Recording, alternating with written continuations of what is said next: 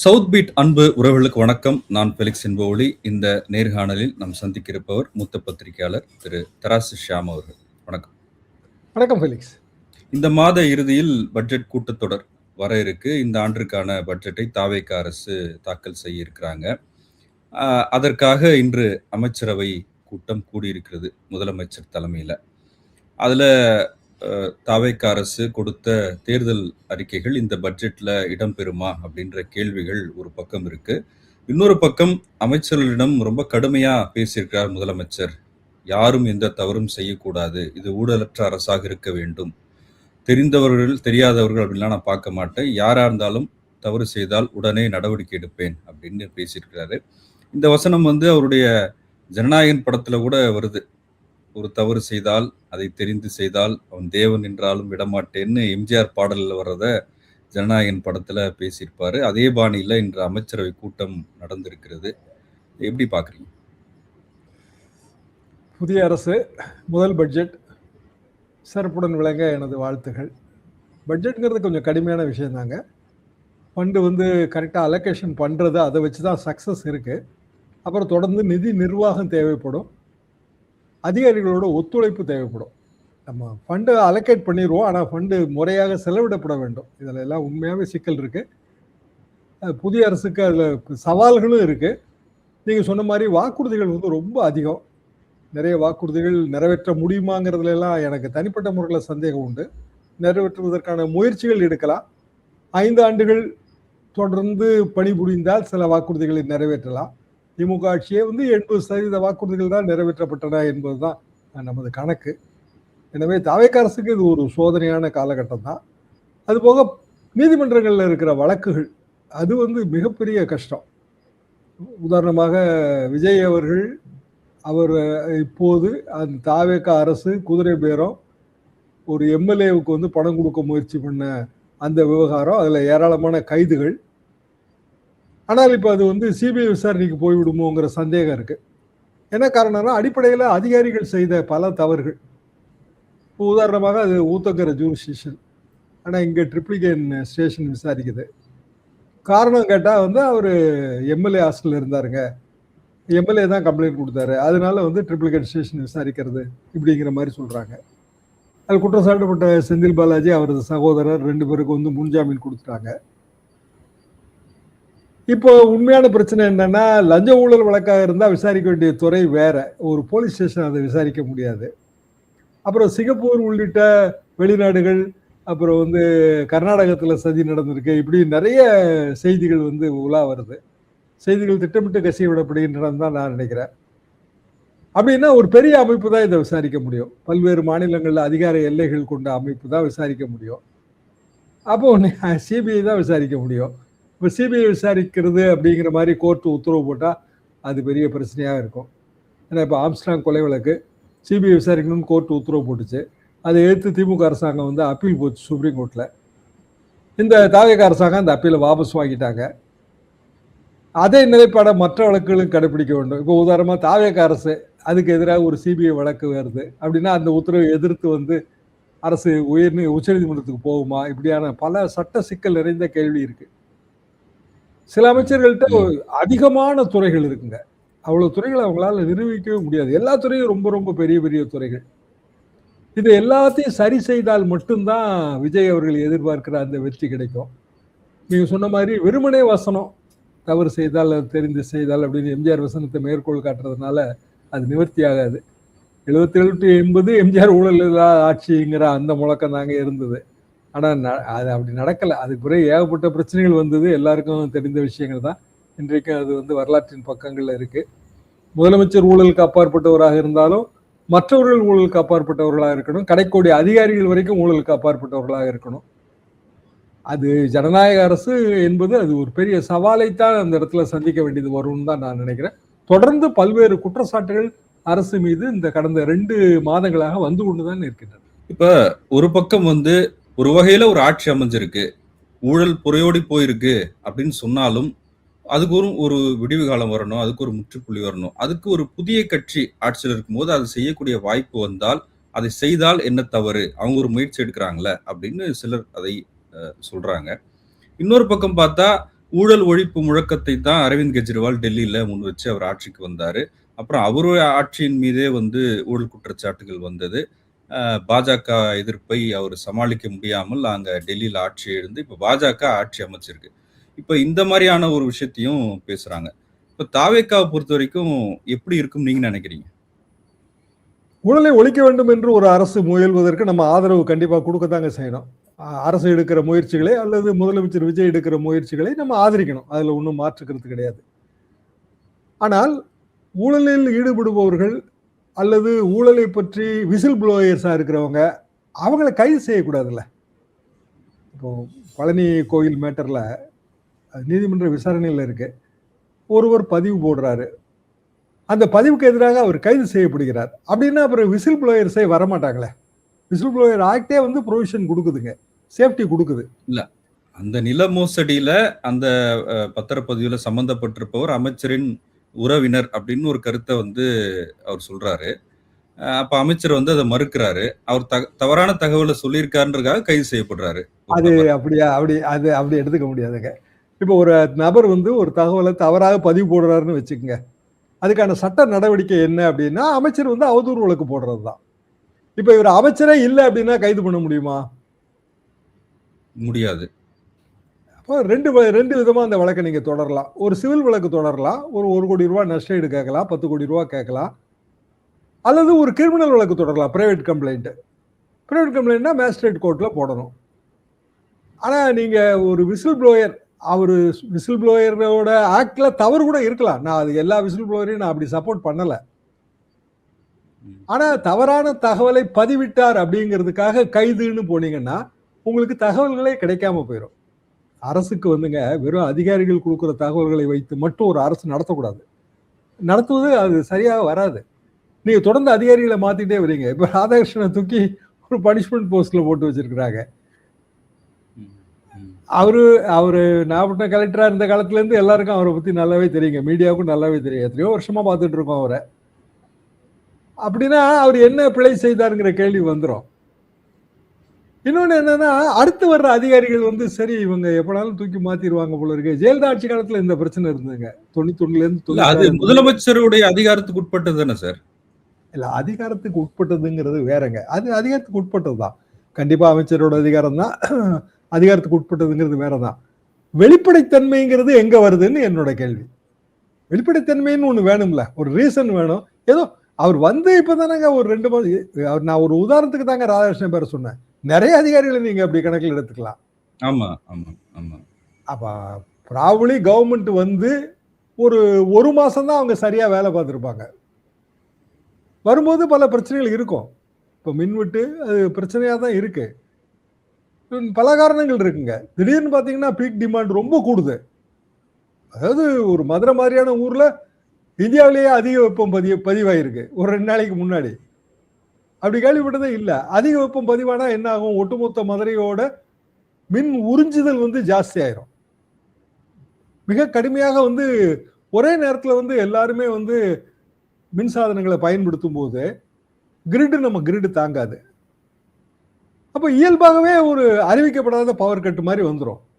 ஆனா இதை சமாளிப்பதற்கான வழி என்னன்னா, ஹானஸ்டா ஒத்துக்கிட்டு மின்சார பற்றாக்குறை இருக்கு, பெரிய அளவுக்கு வந்து காலநிலை மாறுதல் இருக்கு, வெப்ப அதிகரிப்பு வந்து மிக கடுமையா இருக்கு.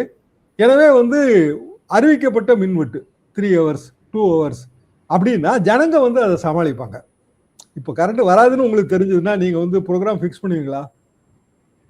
ப்ரோக்ராம் பண்ணிட்டே இருக்கும்போது கரண்ட் திடீர்னு போயிடுச்சுன்னா என்ன பண்ண போறீங்க? இதுதான் 2 கடையில் உள்ள வித்தியாசங்க. சரி, நம்ம வந்து ஒரு நல்ல அரசு என்றால் என்ன இருக்குங்கிற நிலவரத்தை மக்களுக்கு தெரிவிக்கணும். மக்கள் வந்து வெறும் பயனாளிகள் கிடையாது, ஒரு அரசோட பங்கேற்பாளர்கள். இப்போ பங்கேற்பாளர்கள்னா இதுதான் நிலவரம், இதை தாண்டி வரணும். இது வந்து அரசு இப்பதான் புதுசா வந்திருக்கு. விஜய் முதலமைச்சராக புதிதாக பொறுப்பேற்றிருக்கிறார். நிறைய அமைச்சர்கள் வந்து புதிதாக தான் இருக்காங்க. அவங்களுக்கு சில அனுபவ குறைகள் கூட இருக்கும். நான் அதெல்லாம் மறுக்கவே இல்லை. கொஞ்சம் டைம் கொடுக்க தான் செய்யணும். எல்லாமே சரிதான். ஆனால் அதிகாரிகள் இதை வந்து இப்போ ராதாகிருஷ்ணன் மாதிரியான ஒரு அதிகாரிகள் இதெல்லாம் தெள்ள தெளிவா சொல்லியிருப்பாங்க. இந்த இடத்த இப்படி நம்ம சமாளிக்க முடியாதுங்க. காரணம் எல் நினோ, பெரிய வெப்பம் இருக்கு, வெப்ப அலை இருக்கு. நம்மளோட வானிலை அறிக்கைகளே அதானங்க சொல்லுது, வெப்ப அலை மிக அதிகமா இருக்குன்னு சொல்றாங்க. அப்படின்னா மிக இயல்பாகவே வந்து அடுத்த கட்டம் என்ன, அடுத்த கட்டம் நமக்கு மின்சார பற்றாக்குறை தான். அதை ஆனஸ்டா ஒத்துக்கலாமே, மின்சார பற்றாக்குறை இருக்குதுங்க, ஒன்றும் செய்ய முடியல. இப்போ காவிரியில தண்ணி இல்லைங்க, எப்போ தண்ணி வரும்னு யாருக்குமே தெரியாது. மின்சார பற்றாக்குறையும் சேரும்போது போர் வச்சிருக்கவங்களால கூட தண்ணி பாய்ச்ச முடியலங்க. அதாவது 1 ஏக்கர் தண்ணி பாயணும்னா 3 மாங்க டெல்டால, 3 மா 1 ஏக்கர். 1 மா பாயணும்னா இவ்வளவு நேரம் மோட்டர் ஓடணும்னு ஒரு கணக்கு இருக்கு. அது தொடர்ந்து ஓடணுங்க. ஆனா நீங்க வந்து இப்படி அன்அனௌன்ஸ்டா இருக்கும்போது, இப்போ பவர் கட் இருக்கு, ஷிஃப்ட் கரண்ட்னு சொல்றோம் அதை நாங்க. இத்தனை மணி நேரத்துல இத்தனை மணி வரைக்கும் கரண்ட் வராதுன்னு எனக்கு உறுதியா தெரிஞ்சிருச்சு அப்படின்னா, நான் அதுக்கு தகுந்த மாதிரி என்னோட சாகுபடியை பிளான் பண்ணிக்கிடுவேன். அன்றாட வேலையை பிளான் பண்ணிக்குவாங்க. இல்லத்தரசிகள் வந்து 6 மணிக்குல இருந்து 7 மணி வரைக்கும் கரண்ட் வராது அப்படின்னா, அவங்க நைட்டு என்ன உணவு தயாரிக்கணுமோ அதை வந்து 6 மணிக்கு முன்னாடியே முடிச்சிருவாங்க இல்லையா? இல்ல 2011க்கு முன்னாடி அந்த மாதிரியான ஒரு சூழ்நிலை தான் இருந்துச்சு. அறிவிக்கப்பட்ட மின்வெட்டு. ஆற்காடு வீராசாமி மின்சாரத்துறை அமைச்சரா இருக்கும்போது, அந்த ஆட்சி தோல்வியடைவதற்கான ஒரு முக்கியமான காரணமாகவும் அந்த மின்வெட்டு தான் இருந்தது. இப்ப அதே மாதிரியான விமர்சனங்கள் வருமே, தாவேக்கா எப்படி அதை சமாளிப்பாங்க? இப்ப இடைத்தேர்தல் வர இருக்கு. அதெல்லாம் கூட காரணமா இருக்கு இல்லையா சார்? அப்ப 2 பேரும் ஒண்ணு தானே, திமுகவும் தாவேக்காவும் ஒண்ணு தானே. தேர்தல் கணக்குல தானே நீங்க போறீங்க. நீங்க எந்த வகையில வந்து புதுமை படைக்கிறீங்க? வெளிப்படையான அரசுங்க, ஊழலற்ற நிர்வாகம், அப்புறம் வந்து மக்களுக்கு வந்து மக்களுக்கான நன்மை செய்யக்கூடிய அரசு, இப்படியான ஒரு 5-6 பேனர் தானே. மற்றபடி தாவேக்காவோட செயல் திட்டங்களுக்கும் திமுகவோட செயல் திட்டங்களுக்கும் என்ன வித்தியாசம் இருக்கு? ஃபார் தட் மேட்டருங்க, பிஜேபி ஒன்றை தவிர மிச்ச எல்லா கட்சிகளுக்கும் ஒரே செயல் திட்டம் தான். தமிழ்நாட்டில் ஒரே அரசியல் தான், அந்த அரசியலை தாண்டி கிடையாது. அண்ணா வந்து தாவேக்காவோட வழிகாட்டினா திமுகவோட வழிகாட்டி யாரு? அப்போ அண்ணா தானே. எம்ஜிஆர் வந்து தாவேக்காவோட வழிகாட்டி அப்படின்னா அண்ணா திமுகவோட வழிகாட்டி யாரு? ஆக ஒட்டுமொத்தத்துல வந்துங்க திமுக, அண்ணா திமுக, தாவேக்கா இவங்களுக்கு இடையில தலைமையில தான் வித்தியாசம். அங்க வந்து விஜய் முதலமைச்சர், இங்க ஸ்டாலின் முதலமைச்சராக இருந்தாரு, எடப்பாடி பழனிசாமி அவர்கள் முதலமைச்சராக இருந்தார்கள். இவ்வளவுதானே பாயிண்ட் அதுல. ஆனா மக்கள் மக்கள் எல்லா மக்களும் வந்து அரசு நமக்கு ஏதாவது பெனிஃபிட் கொடுக்கணும்னு தான் நினைப்பாங்க. அப்போ 2500 ரூபாய் எப்போ வரும்னு கேட்பாங்க. ரைட்டுங்க, இப்போ வராது, அதுக்கு 6 மாசம் 1 வருஷம் ஆகும், காரணம் இது இது அப்படின்னு சொல்ல வேண்டியதான், வேற வழியே கிடையாதுங்களே. இல்ல இடைத்தேர்தல் வருதுங்க, ஒரு 7-8 இடைத்தேர்தல் வருது, அதுல ஜெயிச்சுக்கிட்டு நாங்க சொல்றோம் அப்படின்னு சொல்லுவாங்க. அப்படின்னா மற்ற கட்சிகளுக்கும் உங்களுக்கு வித்தியாசம் இல்லை. திமுகவும் அப்போ தேர்தல் கண்ணோட்டத்தோட தான் அணுகும், அண்ணா திமுகவும் தேர்தல் கண்ணோட்டத்தோட தான் அணுகும். விஜய் வந்து ஏதாவது ஒரு வகையில புதுமையை படைப்பாருங்கிறதானாங்க நம்ம எதிர்பார்ப்பு. அவரும் இதே பழைய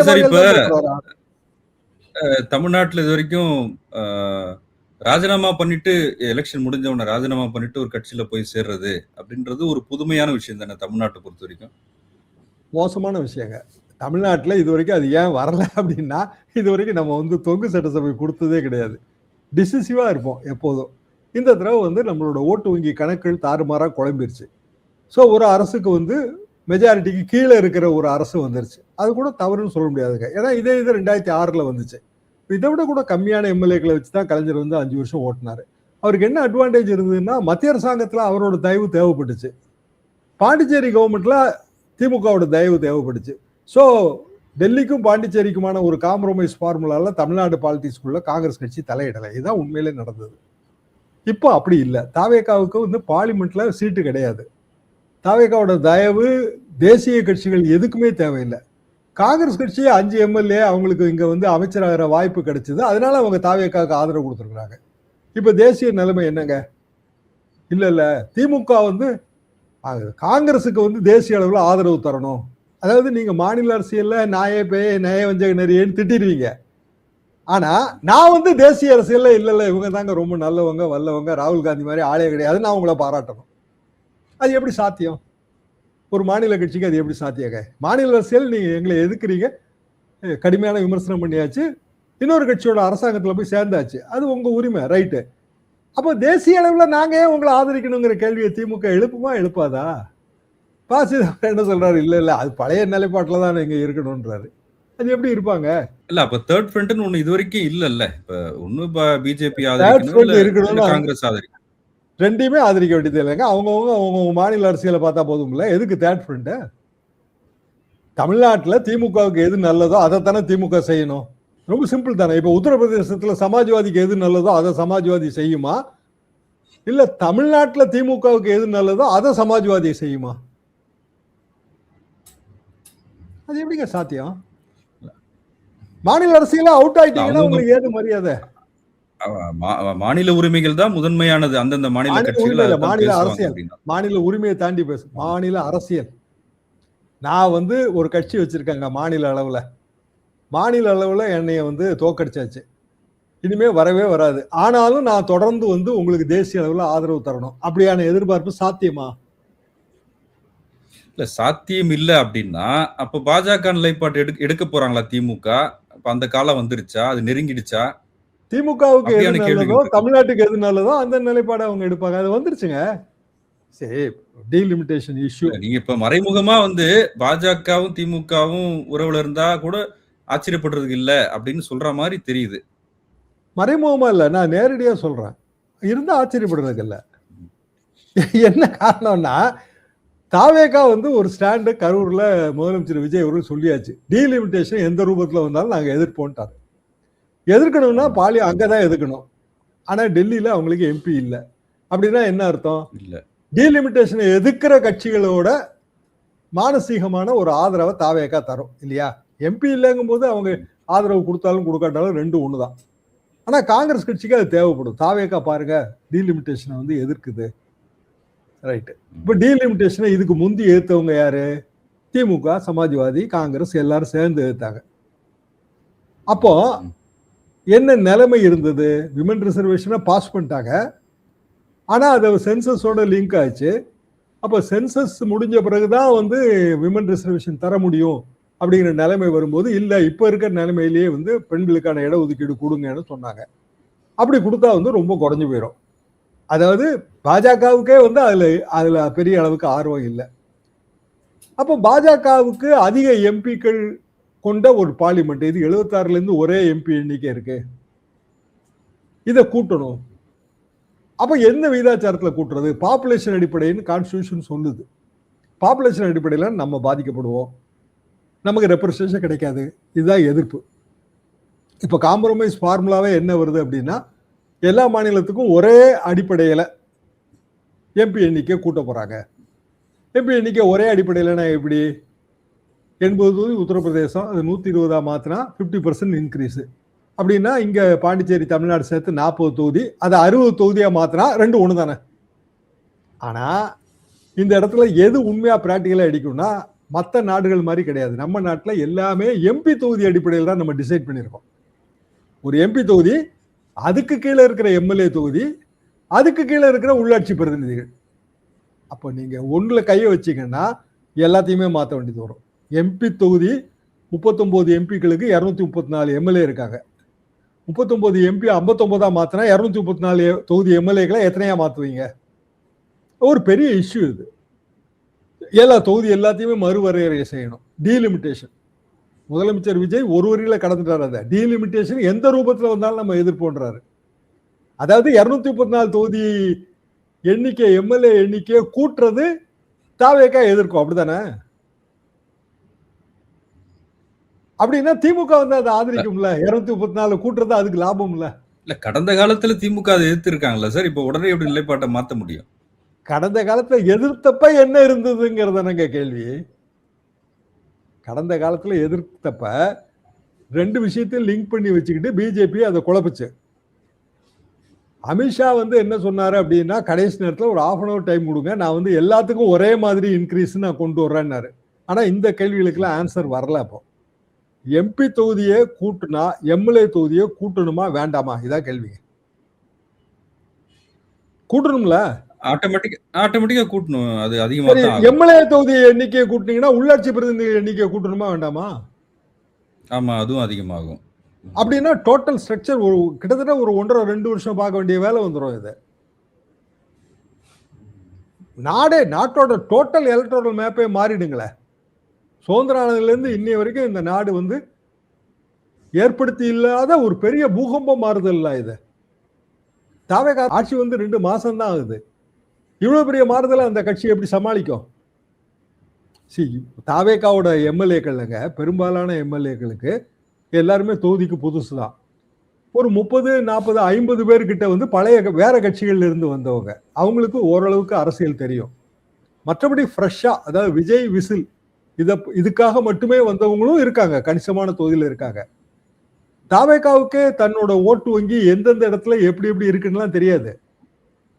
விஜய் வந்து எல்லாருக்கும் பிடித்தமானவரா இருக்காரு. விஜய்க்கு சொன்னாலே ஓட்டு விழுந்துரும், இடைத்தேர்தலில் ஜெயிச்சிடலாம். இதுதான் அவங்க கணக்கு. அது இல்லைங்க. அது டோட்டலா 107 பேர் ஜெயிச்சிருக்காங்க. 233 பேர் போட்டி போட்டிருக்காங்க. விஜய் சேர்த்தா 108. 108ல எத்தனை பேருங்க வந்து அதிமுக எம்எல்ஏக்கள், பழைய எம்எல்ஏக்கள், அல்லது வாய்ப்பு கிடைக்காதவங்க, இல்ல போன சட்டமன்றத்தில் இல்லாம அதுக்கு முந்தின சட்டமன்றத்தில் இல்லவங்க இருக்கிறவங்க. இப்போ ஒரு கூபாகிருஷ்ணன் மாதிரியான ஒரு எத்தனை பேர்? 40-50 பேர் இருப்பாங்க. அதாவது 140 மினிமம் வைங்க. 108ல 40, அதாவது 40% எம்எல்ஏக்கள், 40%. அப்புறம் 6 பேர் சேர்த்தா ராஜினாமா அந்த இடத்துல தாங்க இந்த சிக்கலே வருது. என்னன்னா 6 பேர் ராஜினாமா பண்ணிட்டாங்க. இப்ப ராஜினாமா பண்ணும்போது அது உயர் நீதிமன்றம் மறுதேர்தல் நடத்துறதுக்கு, இடைத்தேர்தல் நடத்துறதுக்கு தடை விதிச்சிருச்சு. விதிச்ச கையோட இப்ப ராஜினாமாவே இல்ல. கடந்த 10 நாளா பாத்தீங்கன்னா அது வந்து டெட் சைலண்டா இருக்கு. என்ன பண்ண போறோம்னு தெரியல. ராஜினாமா பண்ணணும்னு நினைச்சவங்களும் குழப்பத்தில் இருக்கிறாங்க. தாவேகாவுக்கு எப்படி அவங்களை அட்மிட் பண்ணன்னு தெரியல. இப்போ அந்த குழப்பத்தை விட கூட பெரிய குழப்பமா வந்து பார்லிமெண்ட் வந்துடும். தேதி 16ங்க, 19ஆம் தேதி ஆல் பார்ட்டி மீட்டிங். இன்னும் 3 நாள் தான் டைம் இருக்கு. 20ஆம் தேதி, அதாவது தாவேகாவோட முதல் பட்ஜெட்டுக்கு முன்னாடி நாடே வந்து ஒரு மாபெரும் பிரச்சனைக்குள்ள போகுது. மாபெரும் பிரச்சனை கூட நான் சொல்லலைங்க, மிக எதிர்பாராத அதிர்ச்சிகரமான மாறுதல் நோக்கி போகுது. இல்ல அப்ப அதுல தாவேகாவும் திமுகவும் ஒரே ஸ்டாண்ட்ல ஏன் இருக்க முடியாதுன்னு நினைக்கிறீங்க? இருக்க முடியாது இல்லைங்க, இயல்பாவே இருக்க முடியாது. அப்படின்னா மாநில அரசியலே வந்து தியாகம் பண்ணிட்டு தான் திமுக போகணும். அதெல்லாம் போக மாட்டாங்க. சரி, கட்சிகள் என்ன வேணாலும் பேசலாங்க. தேசம் தாங்க எங்களுக்கு உயர்ந்ததுன்னெல்லாம் சொல்லலாம், தமிழ்நாடு தான் எங்களுக்கு உயர்ந்ததுன்னெல்லாம் சொல்லலாம். ஆனா கட்சி தான் உயர்ந்தது, பதவி தான் உயர்ந்தது. இதை தாண்டிய அரசியலே கிடையாது. இதெல்லாம் வேண்டான்னு நினைச்சீங்கன்னா நீங்க அரசியலுக்கே வந்திருக்க வேண்டாம். எனக்கு பதவி வேண்டாங்க, மக்கள் பணி தான் முக்கியம்னா மக்கள் பணி ஆத்திட்டு இருக்க வேண்டியதானே. எதுக்கு பதவிக்கு வரீங்க? விஜய் எப்படி சொல்லுவாரா? முதலமைச்சர் சொல்லுவாரா? இப்ப இல்ல அப்ப ஓகே. அப்ப எம்ஜிஆர் காலத்துல 13 வருஷம் வந்து ஆட்சியில் இல்லாத திமுக கட்சி இருந்தது இல்ல. அப்புறம் செல்வி ஜெயலலிதா காலத்திலயும் திமுக பல தோல்விகளை சந்திச்சிருக்கிறாங்க. ஒரு எம்எல்ஏ ஜெயிச்சிருக்கிறாங்க. 2011ல விஜயகாந்த் வந்து 2ஆம் இடத்துக்கு வந்தாரு, திமுக 3ஆம் இடத்துக்கு போச்சு. அதெல்லாம் கடந்து மு.க. ஸ்டாலின் முதலமைச்சர் ஆனாரு. அப்ப அந்த கட்சிக்கு ஒரு நம்பிக்கை இருக்கு, அந்த தொண்டர்கள் பலம் இருக்குல்ல. அப்புறம் அதுக்குள்ள ஏன் வந்து அது அப்பெல்லாம் அவங்க பதவிக்கு ஆசைப்படலையே? பதவிக்கு ஆசைப்படலன்னு யார் சொன்னா? பதவிக்கு ஆசைப்பட்டாங்க, பதவி கிடைக்கல. எடப்பாடி பழனிசாமி காலத்திலே, எடப்பாடி பழனிசாமி முதலமைச்சரா இருக்கும் போது அவங்க இந்த மாதிரி எம்எல்ஏ கிட்ட பேரம் பேசுறது, ஆட்சியை கவிழ்க்கிறது, அந்த முயற்சி நடக்கவே இல்லையே. அவங்களுக்கு அப்ப தேவையில்லைன்னு ஆயிடுச்சு இல்லைங்க. அதாவது எடப்பாடி பழனிசாமி காலத்துல 122 பேர் இருந்தாங்க எம்எல்ஏக்கள். 18 பேர் வந்து டிடிவி ஆதரவு நிலைப்பாடு எடுத்தாங்க. குழப்பம் வந்துச்சு. பிஜேபி தலையிட்டு உடனடியாக வந்து ஓபிஎஸ் கம்பல் பண்ணி 2 கையையும் கோர்த்து விட்டு வித்யாசாகர் ராவே வந்து இணைப்புக்கு பாலம் போட்டாரு. அதுக்கு பிறகு எடப்பாடி பழனிசாமி அவர்கள் 22 தொகுதி சட்டமன்ற தேர்தலில் வந்து அவரு 9 10 ஜெயிச்சிட்டாரு. அப்போ அவருக்கு நேரோ மெஜாரிட்டி வந்துருச்சு. இங்க அப்படி இல்ல, இங்க இருக்கிறதே 107 தானே. எடப்பாடி பழனிசாமிக்கு மாபெரும் மெஜாரிட்டி இல்ல, ஆனா மெஜாரிட்டி இருந்ததா இல்லையா? ஆட்சி அமைக்கும் போது 120 இருந்தது இல்ல. அப்புறம் என்ன பண்ண முடியும்? ஒண்ணும் செய்ய முடியாது. பதவிக்கு ஆசைப்பட்டு என்ன பிரயோஜனம் இருக்கு? சரி, இப்ப வந்துங்க இந்த அரசு 2-3 விஷயங்களை செய்ய போகுது, ஷூரா தெரியுது. அவங்களுக்கு இமேஜ் பூஸ்ட் தேவைப்படுது, அரசுக்கு இமேஜ் பூஸ்ட் தேவைப்படுது. பல பிரச்சனைகளை அவங்க சிக்கிறாங்க. ஒரு பழனி மேட்டர் நீதிமன்ற விசாரணையில் இருக்கு. ஆனா டக்குனு நீதிமன்றம் என்ன முடிவு வேணாலும் எடுக்குங்க. அப்போ அதுவே வந்து ஒரு சிபிஐ விசாரணைக்கு உத்தரவு போட்டுடலாம். அமைச்சரோட உறவினர் மேல ஒரு தவறு, அதெல்லாம் உண்மை இல்லைன்னு வச்சுட்டு தான் நான் பேசுறேன். அதெல்லாம் சொல்றாங்க, அப்படியெல்லாம் நம்ம பார்க்க முடியாது. ஆனா ஹெச்ஆர்சி ஆக்ட்னு ஒண்ணு இருக்குல்ல, ஹெச்ஆர்சி ஆக்டை நீங்க வயலேட் பண்ண முடியாதுல்ல. ஹெச்ஆர்சி ஆக்ட்ல வந்து குறிப்பிட்ட பிரிவு வந்து இந்த மாதிரியான விஷயங்களுக்கு ரொம்ப ஸ்ட்ரிக்டான கைட்லைன் வச்சிருக்கு. அதாவது திருக்கோயிலோட சொத்துக்களை கையகப்படுத்துறதுக்கோ, இல்ல அடமானம் வைக்கிறதுக்கோ, இல்ல வந்து பத்திரப்பதிவு செய்யறதுக்கோ ஸ்ட்ரிக்ட் விதி இருக்கு. மாத்தவே முடியாது, அதை மீறவும் முடியாது. அப்ப அது எப்படி மீறப்பட்டது அப்படிங்கிற ஒரு கேள்வி வரும்போது நீதிமன்றம் ரொம்ப ஸ்ட்ரிக்டா இருக்கும். அதுல ஆக்ட் வயலேட் ஆகுது இல்லைங்களா? அதனாலதான் உடனடியாகவே வந்து அதை ரிவர்ட் பண்றாங்க. ஒரு லாங் ப்ராசஸ் கூட எடுக்கல. பத்திரப்பதிவு நடந்துருச்சு, பெஞ்சுக்கு அப்பீல் போகுது, பெஞ்ச் வந்து உடனடியாக வந்து ரத்து பண்ணிடுது பத்திரப்பதிவை. அப்படி உடனடியாக ரத்து பண்ணும் போதுங்க முக்கியமா என்ன கவனிக்கும்னா, அப்படியான உத்தரவு பிறப்பிக்கப்பட்டால் பேலன்ஸ் ஆஃப் கன்வீனியன்ஸ், அதாவது இது ரெண்டு தரப்புல ஒரு தரப்பு ஈடு செய்ய முடியாத இழப்பை சந்திக்குமோங்கிறது தான் ஒரு நீதிமன்றம் யோசிக்கிற விஷயங்க. ஒருத்தர் வந்து ஏதோ ஒருத்தர் 100 கோடி ரூபாய் சொத்தோட மதிப்புன்னு சொல்றாங்க, நமக்கு தெரியாதுங்க உண்மையிலே 100 கோடியா இல்ல வெறுமனே மார்க்கெட் ஸ்பெகுலேஷனா கூட நமக்கு தெரியாது. ஆனா 2 கோடி ரூபாய்க்கு பத்திரப்பதிவு பண்ணியிருக்காங்கல்ல, அது தெரியும்ல நமக்கு. அப்ப யாரோ ஒருத்தங்க 2 கோடி ரூபாய் இன்வெஸ்ட் பண்ணியிருக்காங்கல்ல, பத்திரப்பதிவை ரத்து பண்ணீங்கன்னா யாரோ ஒருத்தருக்கு வந்து அந்த 2 கோடி ரூபாய் லாஸ் வரும்ல. நீதிமன்றம் அதையும் கணக்கில் எடுத்துட்டு உத்தரவு பிறப்பிக்கும் போது நான் எப்படி ஒரு வக்கீலா புரிஞ்சுக்கிறேன் அப்படின்னா, அப்பேரண்டா ஒரு மிஸ்டேக் இருக்கு, அதாவது மாபெரும் தவறு, சட்ட தவறு அதுல இருக்கு. அந்த சட்ட தவறு இல்லாம நீதிமன்றம் பத்திரப்பதிவை ரத்து பண்ணாது. இது ரொம்ப வெட்ட வெளிச்சமா தெரியுதுங்க. அப்ப இது ஒரு பெரிய இஷ்யூ. இது போக போக வளரும். அமைச்சருக்கு தொடர்பு இருக்கு, அமைச்சர் ஒருவரோட சம்பந்தப்பட்டாரா, அப்படியான குற்றச்சாட்டுக்குள்ளேயே நான் போகல. அப்போ முதலமைச்சர் விஜய் அவர்கள் ஆட்சி நடத்துதல் அதிகாரிகள் இவங்கெல்லாம் எவ்வளவு தூரம் வந்து ஒரு லாங் ரூட்டுங்கிறது இப்பதான் அவர் புரிஞ்சுக்குவாரு. சரி, வெறுமனே அவரோட கரிஸ்மால மட்டுமே ஒரு ஆட்சி நடந்துருமாங்க? அது எப்படிங்க சாத்தியம்? நீங்க இத புள்ளி விவரங்களை பார்த்தீங்கன்னா, தமிழ்நாடு HRC ஆக்ட் புள்ளி விவரங்களை பார்த்தீங்கன்னா 3 விஷயம் வந்துங்க இதுல தெளிவா இருக்கு. பிரிவு 34, பிரிவு 78, பிரிவு 63. இது மாறுச்சுனாலே அவ்வளவுதாங்க.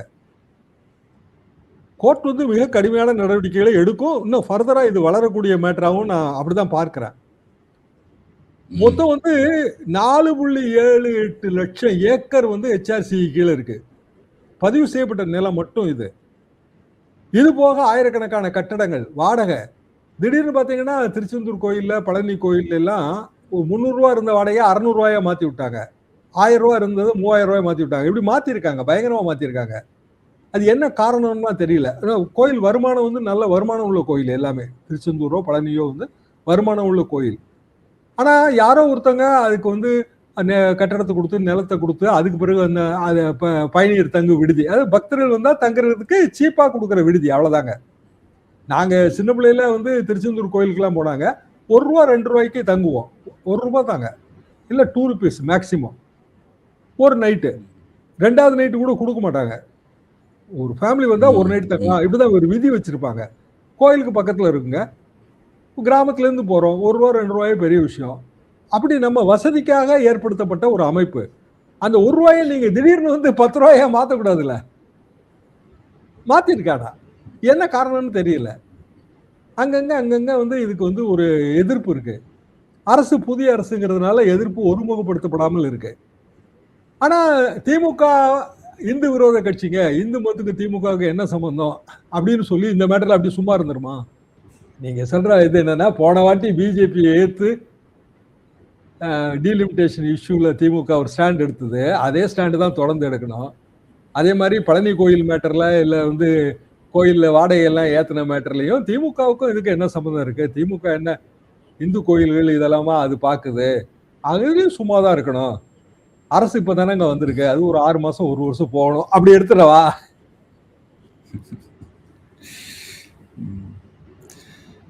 இல்ல அப்ப கொள்கை முடிவுன்னு ஒண்ணு இருக்குல்ல சார். இப்ப நீங்க சொல்றது வந்து நடைமுறை சாத்தியம் இல்ல, வந்து நடைமுறையில என்ன இஷ்யூ பேஸ்ட்ல ஒரு முடிவை நீங்க சொல்றீங்க. இப்ப கொள்கை முடிவுன்னு ஒண்ணு இருக்குல்ல, அப்ப அதுக்கு வேறுபாடு இருக்குல்ல சார்?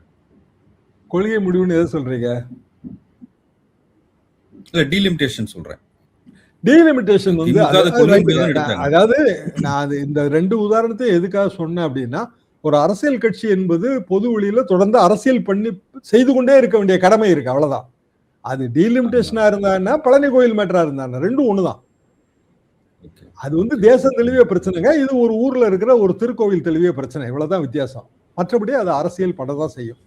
அப்போ அரசு நிர்வாகம் என்பது இன்றைக்கு தமிழக வெற்றி கழகங்கிற கட்சிகிட்ட இருக்கு. அதன் முதலமைச்சர் வந்து திரு விஜய் அவர்கள், அதன் அறநிலையத்துறை அமைச்சர் இவரு. இப்படி ஒவ்வொருத்தருக்கும் அமைச்சருக்கு அந்தந்த பொறுப்பு இருக்கு. நிர்மல்குமார்னா இந்த பொறுப்பு இருக்கு, ராஜ்மோகன்னா இந்த பொறுப்பு இருக்கு. இப்ப இதுக்குள்ளதானே வந்து ஒரு அரசியல் கட்சி குற்றச்சாட்டுகளையே வைக்க முடியும். ஆனா இன்ஸ்டெட் வந்து தொடர்ந்து நான் பார்க்கிறேன், இந்த அரசு வந்த பிறகு நிறைய கைதுகள் வந்து பதிவுகளுக்காகவும் பேச்சுகளுக்காகவும் வருது. அது வந்து சரியல்லங்கிறதாங்க என் கருத்து. என்ன சிம்பிள் ரீசன் என்னன்னா, சட்ட நடைமுறையை அது பின்பற்ற மறுக்குது. அப்ப பதிவு போடும்போது உள்நோக்கத்தோட பதிவு போட்டாங்க, துர்நோக்கத்தோட பதிவு போட்டாங்க அப்படின்னு பொத்தாம் பொதுவான ஒரு குற்றச்சாட்டை வச்சிடலாம். ஆனா அதுல வந்து பதிவு போடுறவங்களை அச்சுறுத்துவது நோக்கமா இருக்கா இல்லையா? என்னோட கேள்வி இதுதாங்க. நோக்கம் இருக்கு. சம்பந்தப்பட்டவங்களும் சட்ட போராட்டம் நடத்தலாம்ல சார்? ஏங்க வாய்ப்பு நீ இருக்குல்ல? ரிமாண்ட் பண்ணி ஜுடிஷியல் ரிமாண்ட் போய் வெளியில வர்றதுக்கே செலவாகுங்களே. சரி, இன்னைக்கு வந்து நீங்க அரெஸ்ட் பண்றீங்க. ஒரு மாற்றுத்திறனாளி ஒருத்தர் அரெஸ்ட் பண்ணி அன்னைக்கே வந்து பெயில் கொடுத்தாங்க. இப்ப சமீபத்துல பாத்தீங்கல்ல, ஆமா. அவர் ஏதோ பதிவு தான் ஆமா. போட்டாரு. அனிதாங்கிற முன்னாள் அமைச்சர் அவரை கைது பண்ணும்போது அவரை சுத்தி வந்து கட்சிக்காரங்க நிப்பாங்க. அப்புறம் பெரிய பெரிய வக்கீல்லாம் வருவாங்க. அவர் வந்து அவருக்கு ஜாமீன் கொடுத்துருவாங்க. ஆனா யாரோ ஒரு பதிவர் வந்து அவர் பதிவு போடும்போது அவருக்கு என்ன பின்புலம் இருக்கு? அவர் மனதுல இருக்கிறது தானே பதிவா போடுறாரு. அப்போ மனதுல இருக்கிறத பதிவா போடக்கூடாதுன்றீங்களா? அப்போ என்ன கருத்து சுதந்திரம் இருக்கு? கருத்து சுதந்திரங்கிறப்போ இதே மாதிரிங்க ஏராளமான தாவேகா பதிவுகளை நான் பார்க்கிறேன். பெரிய அளவுக்கு வந்து மிக கடுமையான பதிவுகள்லாம் கூட பார்க்கிறேன். அப்ப அவங்களையும் நீங்க கைதுலாம் பண்ணணும். அந்த இடம் வந்துங்க இன்னமும் இவங்களுக்கு சில நிட்டிகிரிட்டி புரியலையோன்னு எனக்கு ஒரு சந்தேகம் இருக்குங்க. இப்போ 5 வருஷம் இல்ல திமுக ஆக்சுவலா இப்ப அந்த ஜென்சி ன்னு சொல்றாங்கல்ல சார், அந்த இளைஞர்களுக்கு அத புரிய வைக்க முடியலன்னு தான் நினைக்கிறேன். அதாவது முதலமைச்சரே அவதூறா பேசலாமா? பேசுனா அவர கைது பண்ணணும்ல அப்படின்னு சொல்றாங்க. அப்ப தாவேகா நீங்க அரசியல் கட்சியா இருக்கும்போது, அன்றைய முதலமைச்சர் மு.க. ஸ்டாலின் நீங்க உரிமையில கூட பேசியிருக்கிறீங்க. இதே வார்த்தைய இப்ப ஆராசா என்ன வார்த்தை சொன்னாரோ, அதே வார்த்தைய சொல்லி தான் ஆதவர்ஜுனா பேசினாரு. இப்ப அந்த மாரி நீங்களும் பேசியிருக்கீங்களேன்னும்போது, அப்ப ஏன் நீங்க நடவடிக்கை எடுக்கல? அப்ப நீங்க அப்பயே எடுத்துக்கலாம்ல. இல்ல அது ஜனநாயகத்துக்கு எதிரானது அப்படின்னா கூட அவங்களுக்கு புரியலையே. அது புரியாதவர்களை நம்ம ஒண்ணும் செய்ய முடியாதுங்க. அதாவது இதுல திமுக ஆதரவாளர்கள், ஜென்சி, இல்ல வந்து தாவேகா ஆதரவாளர்கள் நான் அப்படி பார்க்கல. இந்த நாடு சட்டத்தின் அடிப்படையில் ஆட்சி நடத்தக்கூடிய நாடு இல்லையா? ரூல் ஆஃப் லா இதுதான் நம்மளோட பேசிக் பிரின்சிபிள். அடுத்தது டியூ ப்ராசஸ். டியூ ப்ராசஸ்னா உரிய வழிமுறைகளின்படி. அப்போ ரூல் ஆஃப் லா என்ன? அவதூறு. ரூல் ஆஃப் லா இருக்கு. அவதூறு குற்றம். குற்றம் இல்லைன்னு நான் சொல்லவே இல்லைங்களே. அவதூறுங்கிற குற்றத்துக்கு நீங்க இந்த மாதிரி வந்து நடவடிக்கை எடுக்கலாம்னு சட்டம் சொல்லுது. அப்படி நடவடிக்கை எடுத்தீங்களா? ரூல் ஆஃப் லா வந்துதா? டியூ ப்ராசஸ் வந்துதா? இதான கேள்வி அதுல. இம்மென்றால் சிறைவாசம், ஏனென்றால் வனவாசம் அப்படி போயிருமா அது? நன்றி சார். அடுத்தடுத்த நிகழ்வுகள்ல அப்போ தொடர்ந்து பேசுவோம் சார். உங்களுடைய நேரத்துக்கு மிக்க நன்றி.